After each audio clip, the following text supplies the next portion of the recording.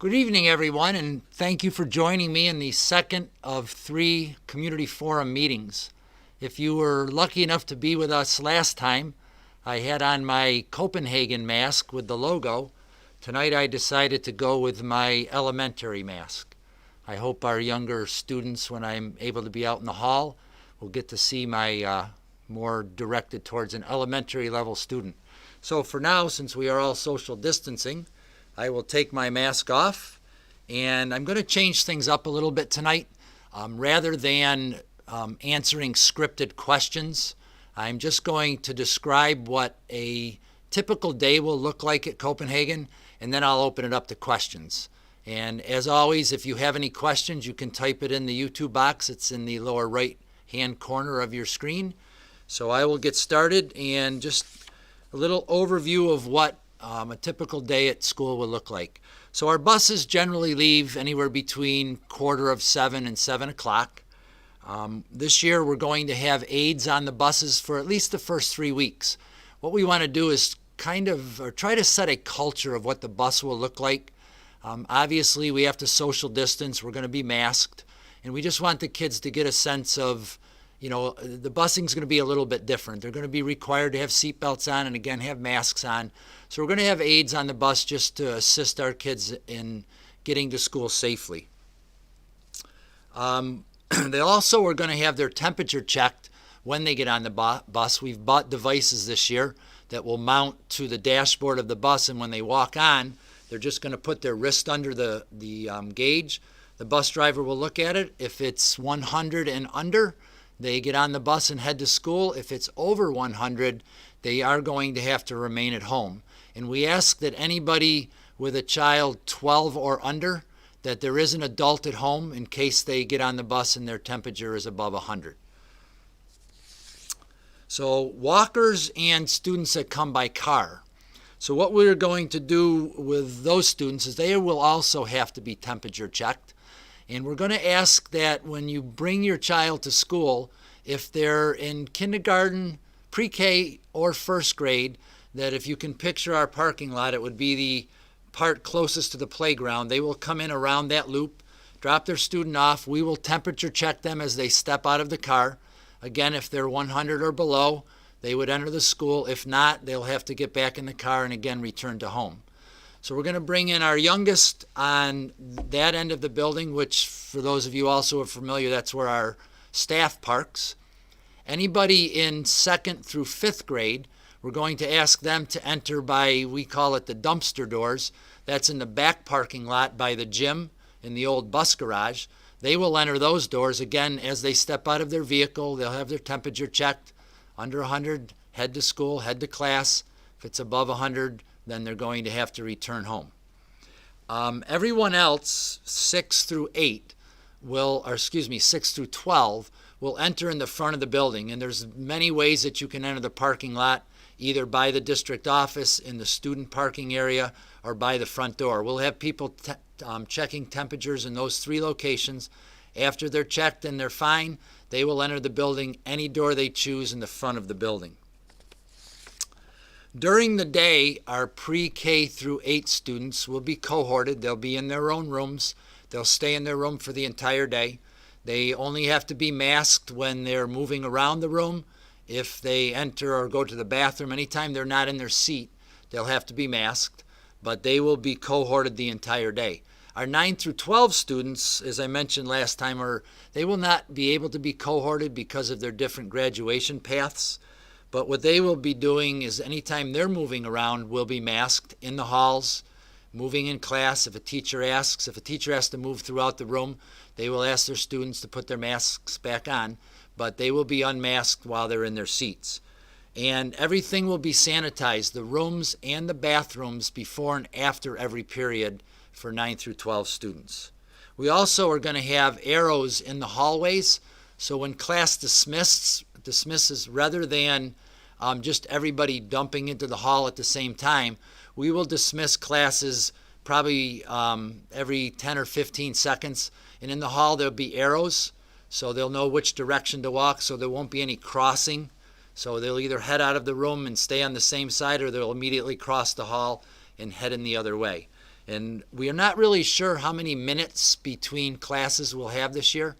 I'll talk a little bit about that at the end, but we're going to take our first 4 days to kind of practice and see what that looks like. And the end of the day, at least for the beginning of the year, everyone's going to go home at the end of the day. We will not have 4-H to start the year. We hope to pick that up. We've had discussions with them. We're looking right now at September 21st as a start for 4-H. Still really not sure about that. But everybody will be leaving school, and that time will be around 2:45. Again, we're not really sure if we have to extend periods. It may be a little earlier or later than 2:45, but it will be around there again. So what we're going to do is we're going to practice the first 4 days, pretty much everything I just talked about, because I really feel we have great plans, but great plans don't always work until you practice them a few times. I don't know if anybody was able to watch the video that the student took at the school in Georgia, and it was a picture of a hallway with just mass amounts of kids all unmasked. And I'm quite sure that the administration probably didn't plan that. I don't think that was their idea. It didn't work out the way they had hoped, and I'm quite sure they probably have changed their plans now. We want to do the same thing. We want to make sure we get this right.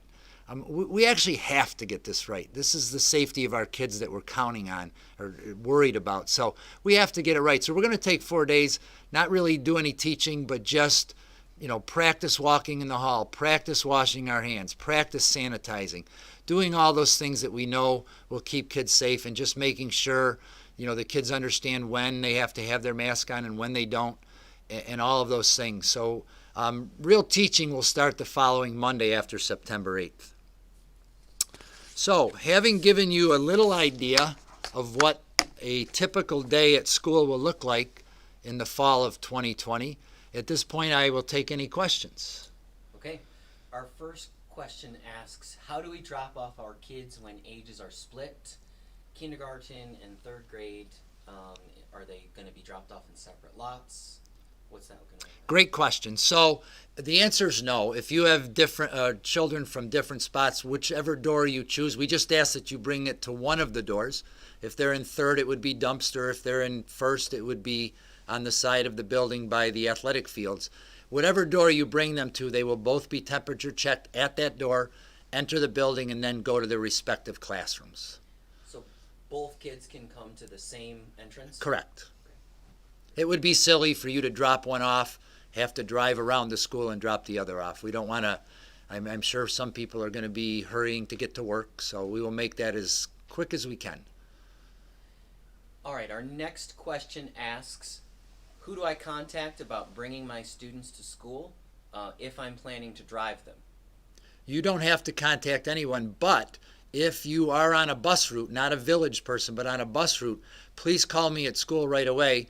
We're trying to get our bus numbers down to 22 kids plus siblings, and we're close right now, but we certainly could use a few more people to drive to school, and that would eliminate a lot of our problems. So give me a call anytime at school, and I can let you know about that.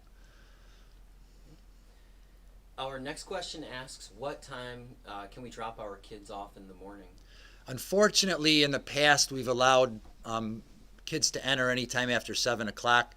Obviously, we don't have the ability to socially separate that, so everybody needs to be dropped off no earlier than 8 o'clock. And again, we're going to take the first 4 days to see what that looks like. We're going to have 3 people at each entrance temperature checking. I'm hoping we don't have to have 3 people for the entire year. I feel like once we get this under control, it'll go very smoothly. I'm fearful that on day 1, the traffic will be backed up to Stewart's. I'm hoping that's not what happens, but we really don't know what that's going to look like right now. So, come to we'll be sending out some information on where the designated doors are. There'll be a map with that. So for those that are new to our school, you'll actually get to see where that is, and that'll be sent out in the next couple of weeks. So we have one parent who is asking, I'm sorry, I'm jumping ahead of myself. They're coming in quickly. If a student is traveling with another student who's driving and fails the temperature check, what is the protocol to get that student home? the student who may have driven with somebody or ridden So, with someone else? yeah, so both of those students would have to go to our quarantine room, and then would have to go home at that point. Both parents would be called. Obviously, they're going to be within 6 feet of each other in the car. So if that happens, whoever fails, whoever else is in that car, will go to our isolation room and at that point be sent home. Okay. We have a question from one of our students asking, when we're in our seats on the bus, will we be able to take our masks off? Unfortunately not. The regulation that came from the health department and CDC is on any transportation masked and socially separated. Some parents are worried about their younger students not being able to remember their masks. What if you get a kid who keeps forgetting his or her mask? We have disposable masks, lots of them, and we will share them with anyone that needs one. What will lunch look like for high schoolers? Will they be getting food in the cafeteria and then going to different classrooms? Yeah, so they're going to, whatever period they're in during their lunch period, whatever period they were in during their lunch period, they will go to the cafeteria. We're going to route them through single file. Again, if you're familiar with our building, they would go down the stairs, through the line, and then back to class and have lunch in their room. Their teacher will be in their room eating with them, so they will have supervision at that time. Okay. We have somebody asking, what about students who are in a distance learning class that begins at 8 o'clock? Shouldn't they be in class already? That's a great question. My first stump. I don't know the answer to that. We may have to temperature check them prior to that and allow them to enter the building prior to 8 o'clock.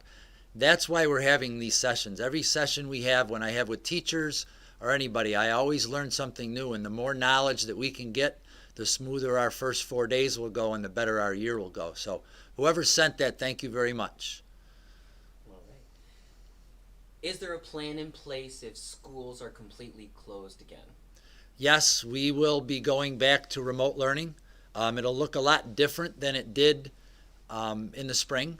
So a student will be required to follow their regular schedule. The teachers will be teaching from school this year, and they will be teaching in their classroom just as if students were in front of them. They'll actually all be remote. So if you have an 8 o'clock class, first period, you need to be in front of your computer. First period, the only difference is really going to be you're not going to move from class to class. You'll have 3 minutes to go to the bathroom in your house and then come back and be ready to log into that next class. Okay. So if someone signs up to drop their students off at the beginning of the year, but things change, they need to take the bus, will they be accommodated? Well, if we get enough people to drive, like I mentioned, most of our buses are close right now, and I'm trying to get it down so we can have a few extra seats at the start of the year. So if plans do change and they have to ride, then we can accommodate that. So again, I ask and beg anybody that can drive, please let us know, because like I said, if we can get those numbers down, we have 3 or 4 empty seats, that would be fantastic. Okay. So the next question is about book bags. We have somebody asking, since we aren't doing a lot of academics in the first 4 days, would you suggest that students still bring their book bags? Absolutely. I think that's going to be we need to know what that looks like on the bus, first of all. We need to know what that looks like when they're moving from class to class, and what that looks like when they get in the room. We have, all our rooms, as I mentioned last time, are socially separated by 6 feet. But again, we want to figure out where's the best place to put the book bag. Is it in the back of the room? Maybe not. If it's touching someone else's, do they put it in front of their feet as if they were on an airplane? We want to make sure and try all that out and find out what works best. So circling back to the question about online learning, is the full detailed plan available for parents to see?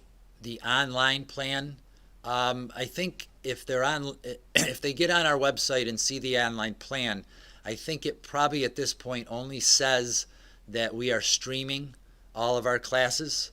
So that would be the same. The plan wouldn't change. We would still stream all our classes. The difference would be we'd have nobody in the room.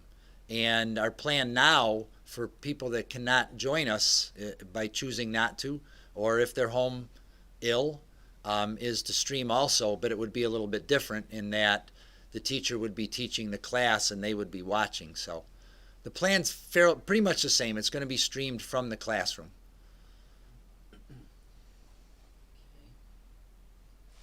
Next question. Under what circumstances will kids be sent home? So anyone that goes to the nurse's office with any sign of COVID-19, they'll be evaluated by the nurse. If the nurse feels that the ailment is legitimate, then they will be put in the isolation room, phone call home, and they will have to go home, and then to come back to school, they will have to have either a doctor's note stating that they are healthy and can come back, a negative COVID test, or they will have had to quarantine for 14 days. Okay. I actually just think that you answered another one of our questions saying if a student has a temperature reading over 100, what's the process for them to be able to return? So that is a symptom of COVID. So they would have to have a doctor's note, again, and 14 days or a negative test. If buses are going to be toward the back of the school, how are parents going to get to the back door? Wow, great question. So the buses pull in, some of them as early as 10 minutes late. So I think what you would have to do, I'm picturing this, if you're coming down Route 12, rather than turning at the light, I would turn at Jacobs, make the right-hand turn there, the right-hand turn onto Loud Street, and then you would be able to follow that path around the bus garage, drop at the green doors, continue on around the bus garage, and then make a right out of the parking lot. I think we may have to adjust the buses. I don't think any of them come down quite far enough to impede anyone from entering the parking lot where I just described. But great question. Did not think of that one. If a child is sent home, do their siblings now have to stay home until the other kid who was originally sent home is tested or cleared? Right now, public health is saying no, that they do not. Again, that could change. As I mentioned in the last meeting, they're looking at something called different than right now. It's if you're within 6 feet for 10 minutes, then you would be on the tracing list. But they're talking about approximate tracing, and that would mean anybody in the room with you would have to quarantine, and that may spill over to a sibling as well. We're waiting to hear, trying to get some clarity on that right now, and haven't gotten that yet. So the answer at this time is no. Okay. What if a young student is sitting at his or her desk and gets up to move around, but he forgets to put his mask on first? Great question. We will certainly, the teacher will remind them. I'm hoping that the students will remind them as well.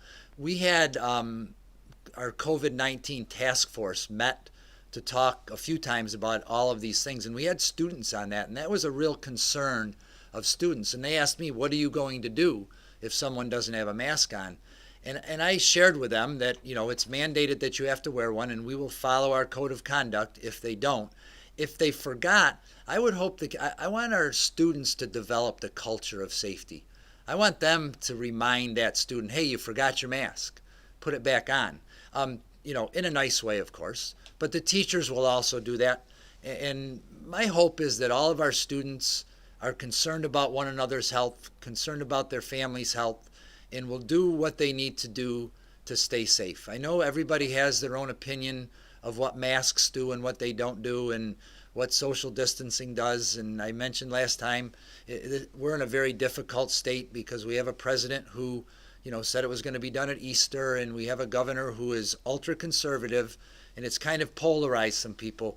What I'm asking everybody to do is just let's follow the rules. It's 1 year out of your life right now that you have to do some things that are inconvenient, and we're just asking you to do the best you can. So to answer that question, if somebody forgets, I hope the neighbor next to them say, hey, put your mask on. You came within 6 feet of me. We're certainly not going to throw them out of class or send them to the office if they forgot to do it. We expect things like that to happen. I'll be perfectly honest, there'll be times when people are in class that they're probably not 6 feet apart. It's just going to happen, but we really need to stay focused on what we're doing and make it become our culture. You should feel when you stand up, the first thing you do is touch your face. Is my mask on? Oh, not on. Let's make sure I get that on before I go anywhere. But certainly not a punishable offense for a second grader, right? Absolutely not. We're not. I hope people understand that we're not here to try to gotcha or catch you. We're here to keep people safe. Somebody makes a mistake, they make a mistake. Somebody asked a question last time, what if I'm late to class because in between periods the line at the bathroom was long? We're not punishing someone that needs to use the restroom, and we can only put 3 people in a restroom at a time. So again, those first 4 days, we want to see what that looks like. How long does it take for the average time between periods to clean and have everybody be able to go to the bathroom if they need to? So that's another thing those 4 days are about. We're not here. Listen, enough's going on in this world right now. We don't need to find ways to punish kids. That's not why any of us got in this business. We have somebody asking, what about breakfast? So breakfast is grab and go. So you're going to get off the bus. If you're a bus rider, you're going to get off the bus. You're going to go to your homeroom, elementary class, high school, in your homeroom, and then anybody that eats breakfast will be released from there to go down, grab their food, and come right back. Should take a couple of minutes to be back to the room, and they can eat right while class starts. Another thing, we're going to see what time can first period really start. We don't know the answer to that. It started at 8:07 before. I suspect it's not going to start at 8:07 again. So we're going to figure out how long does it take to get everybody in room ready to learn, and then that's when first period starts, and we'll adjust the schedule after that. And it doesn't necessarily mean we're going to push the day till 3 o'clock.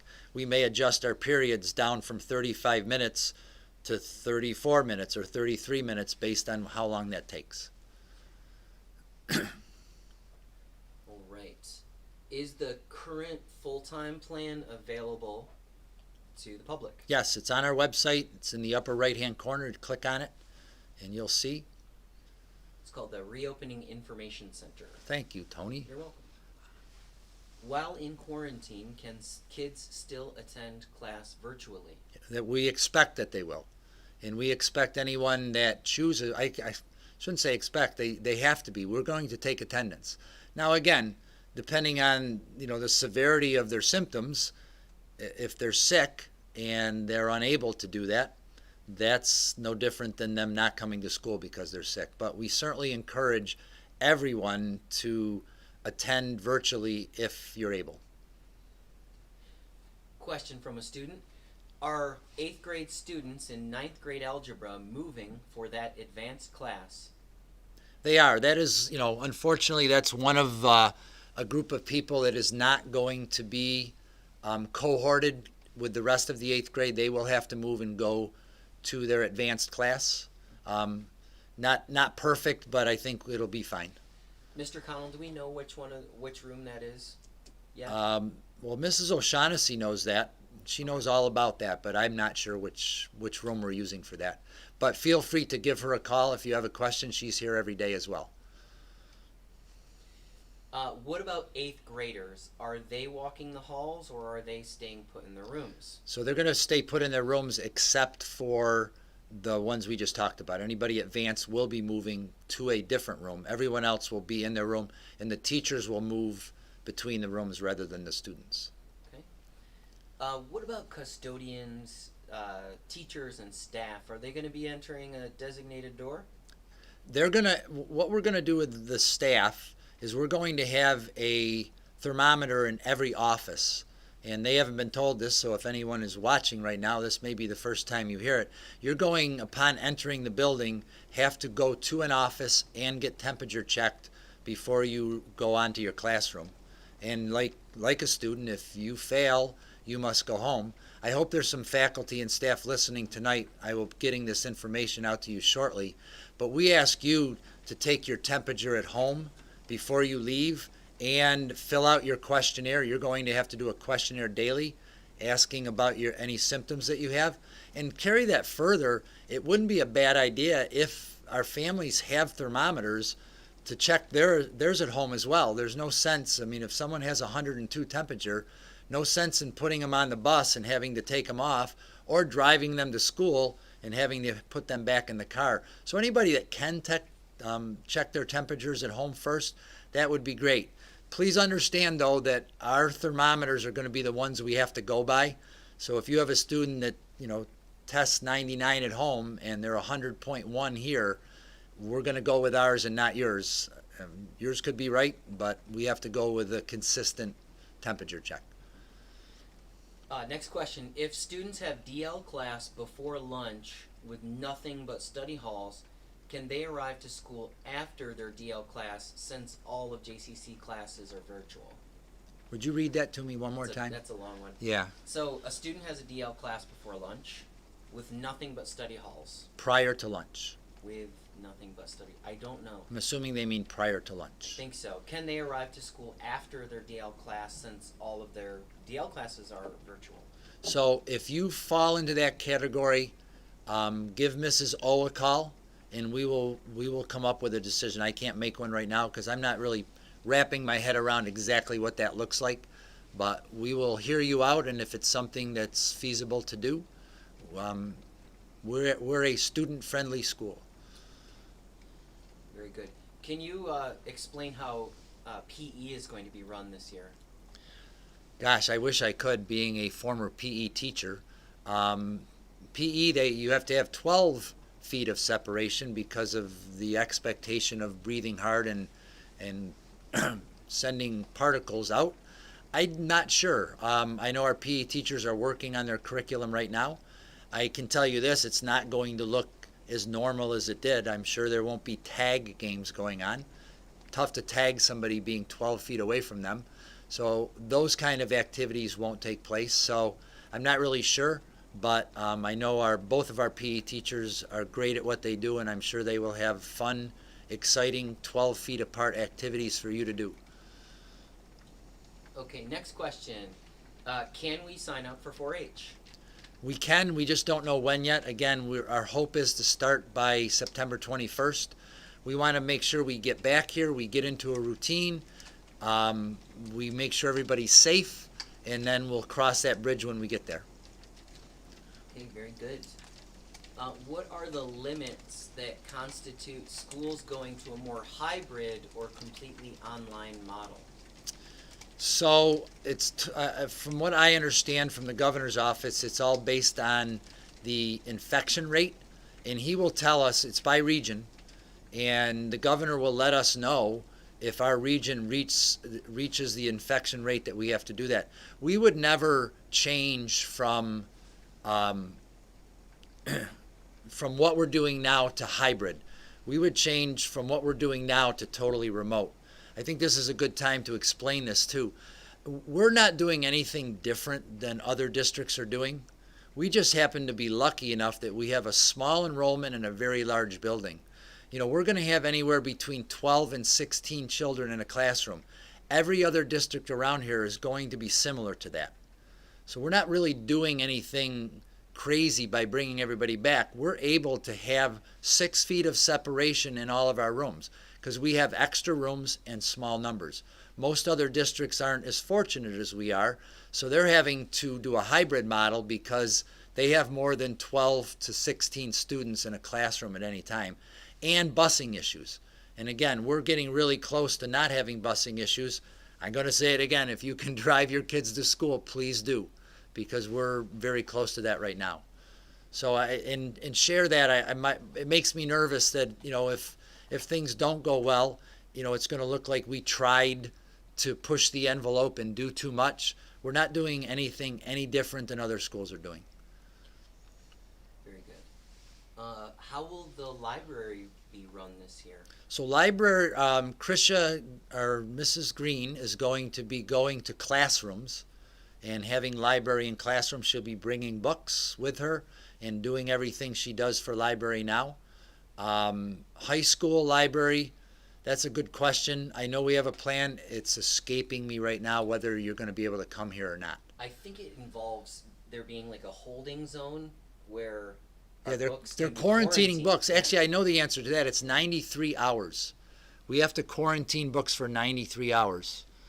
So, but I'm not sure about high school. If I don't think you're going to be released to come down and search the library for a book. Okay, next question. How will BoCES work this year?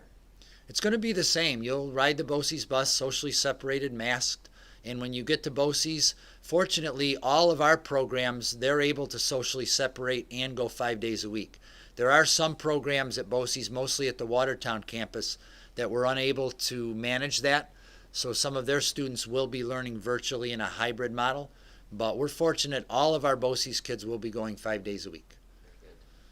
Will there be a list of supplies needed for high school students released by class before school starts? There will. I know that elementary, we are getting everything for K-8.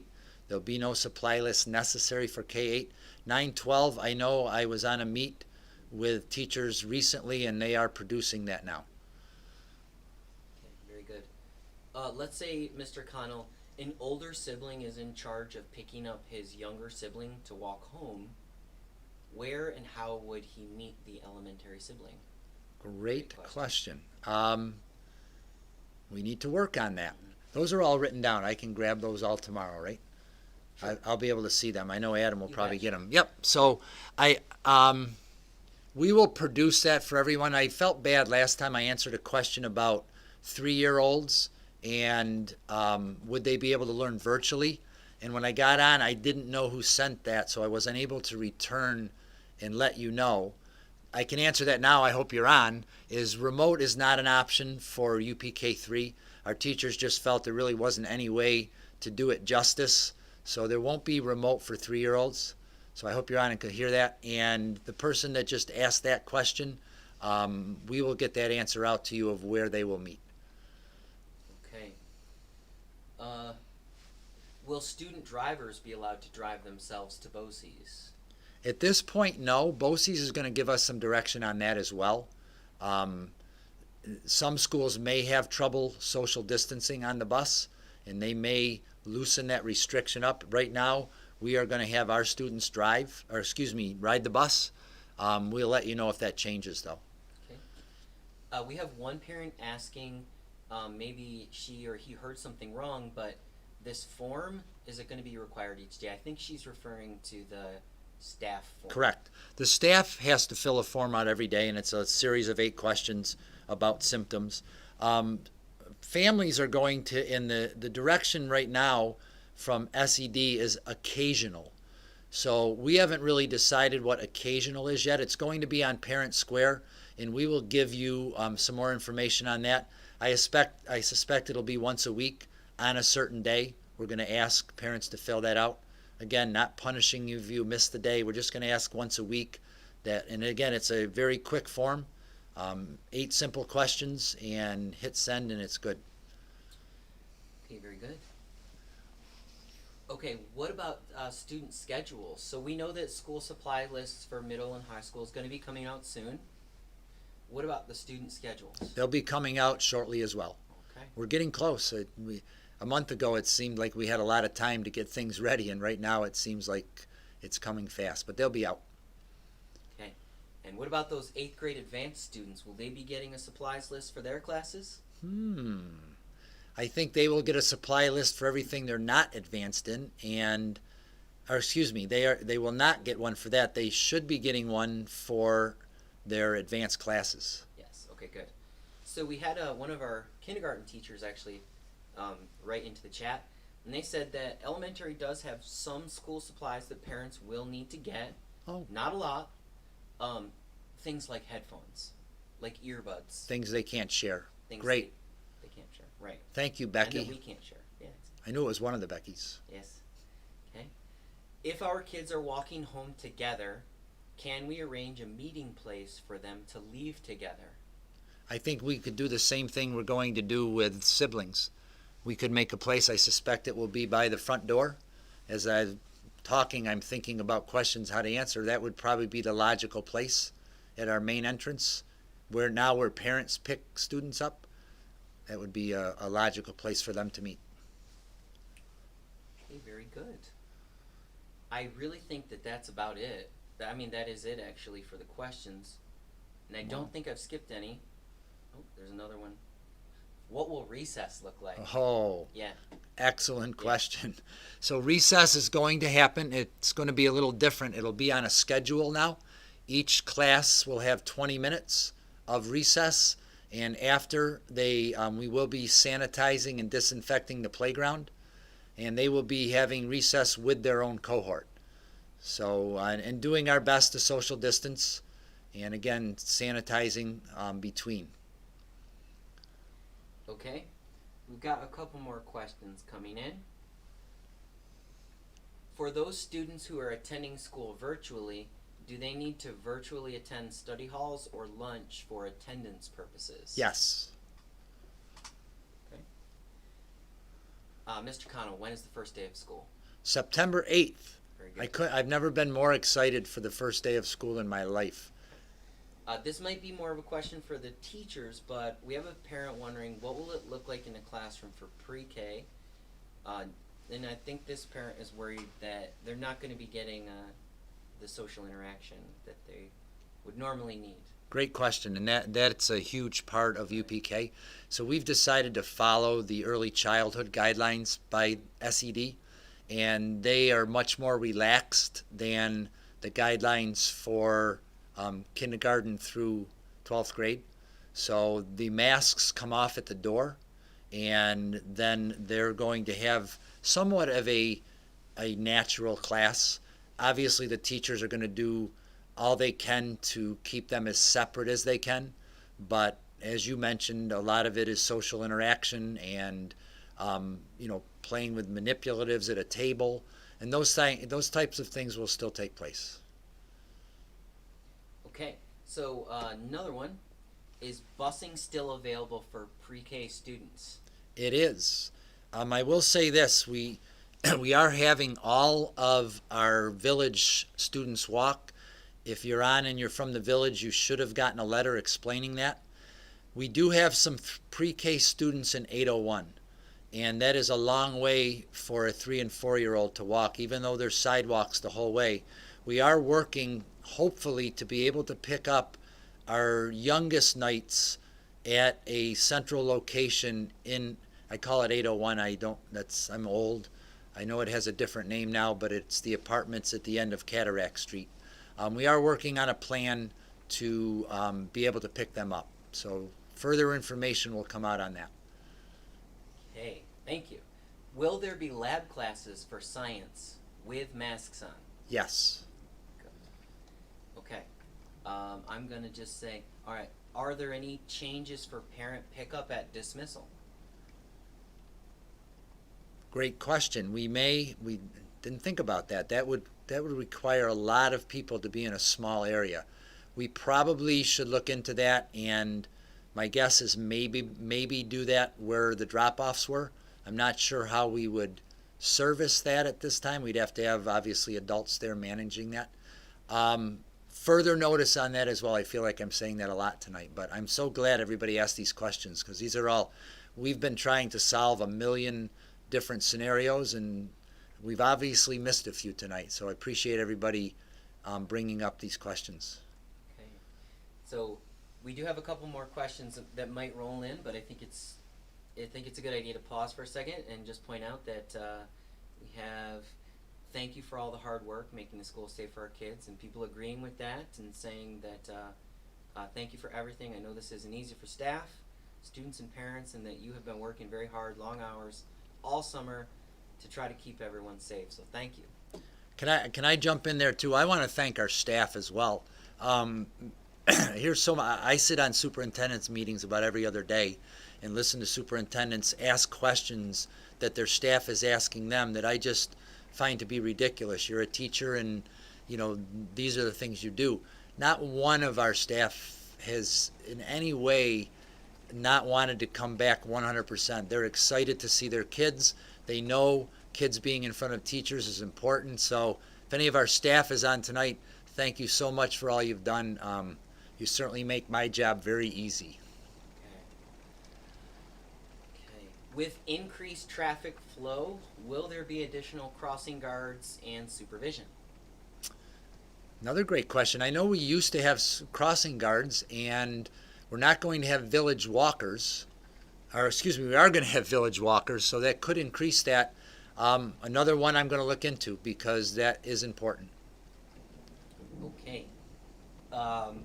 This is a question I think a lot of parents are wondering about for the first day, and that is, are parents going to be able to walk children to their classroom on the first day, at least with masks and temperature checks? So temperature checks for sure, and pre-K 3 and 4 for sure, and any kindergartners that still have a little bit of anxiety because they were pre-Kers last year. Other than that, we're asking not. Just for the simple fact that the more people that we bring in the building, the more chance we have.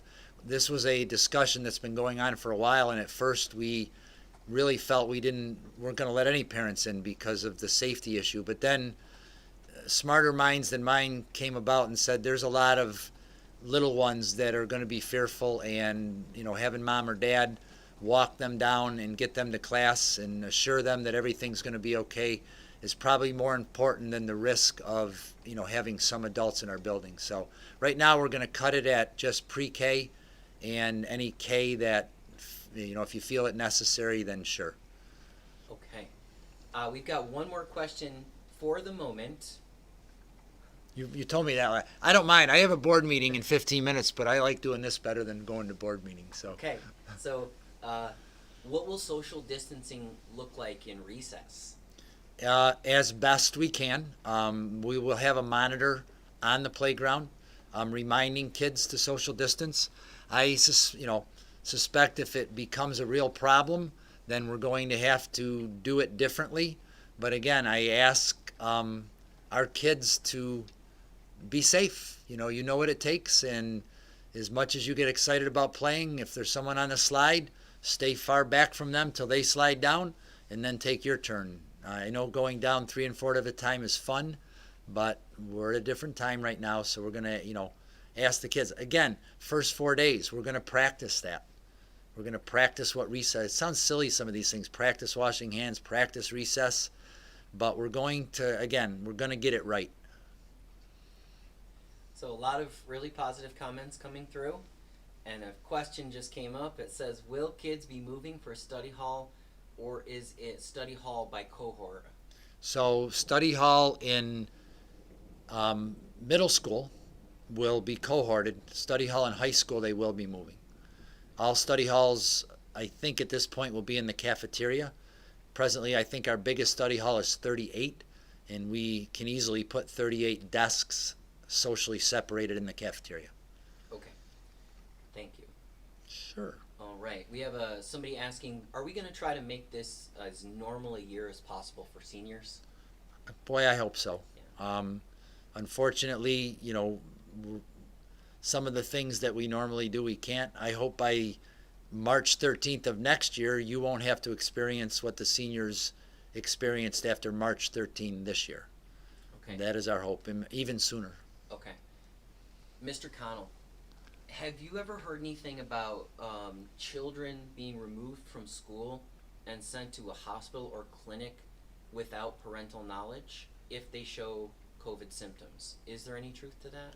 None. I have never heard that. I mean, if it's happening in other states, never.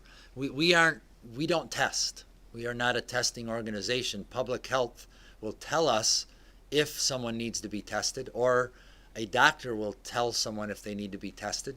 And I'm quite sure that doctors don't test without parental consent either. That's it. No way. Way. What am I going to do for 15 minutes? Will teachers have to log into the computers every time they move? Moving. Yeah. So teachers on the move are going to be using their Chromebooks, so they won't be cross-contaminating computers. If you heard Tony, teachers will be taking their. I hope that everybody can hear you this time. That was one of the things we had last time was a problem. Teachers will have their own device, so there won't be any cross-contamination with keyboards. Oh, awesome. This is a great question. Is there anything that we can do as parents to support our school, administration, faculty, and staff beyond following the rules? Oh, awesome question. Here I am begging for transportation again. That's one, because that'll keep everybody else safe, your children in your car and less people on the bus. And just, again, encourage your kids to be role models. You know, we really want this safety thing to be driven by our students. We don't want to have to be the ones that, are the bad guys, hey, sorry, you got to wear a mask. It's not my fault. We want the kids to understand, we want to stay in school. They want to stay in school. The best way to stay in school is to follow the rules. And I hope that our kids, I say this all the time, we have very compliant kids in our school. Stories that I hear from other districts, things that go on, I've always been amazed. Where I grew up, there were fights in the school all the time. I've been here almost 40 years, and I've witnessed maybe 2 or 3 fights in 40 years. Our kids, do what they need to do. And, more than ever now, we really need them to comply and not get complacent. I think I feel like we're going to be really good for the first couple of weeks, and everybody's going to do what they're supposed to. We got to make sure we continue that and not get complacent, because I feel like we're going to be fine. We're not going to have any outbreaks, and everything's going to be great. But the minute we get that feeling, then we start getting complacent, and that's when bad things happen. Thank you very much. We'll also be sending out some videos about things that you can do with your students to prepare them for a very different school year. So be on the lookout for those. Okay. And we've got, a clarification question. If students show symptoms or they suddenly start running a fever, will they be sent to the nurse like usual, and then the parents are going to be called? That's correct. So what we're mandated to do is anyone that has signs of COVID, and that will be, our nurse will make that decision, and they will be put in an isolation room. Their parent will be called, have to get them, and again, I just want to keep saying this so we all know in case anybody got in late, you have to get back to school, you have to have a doctor's note, a negative test, or 14 days of isolate or quarantined.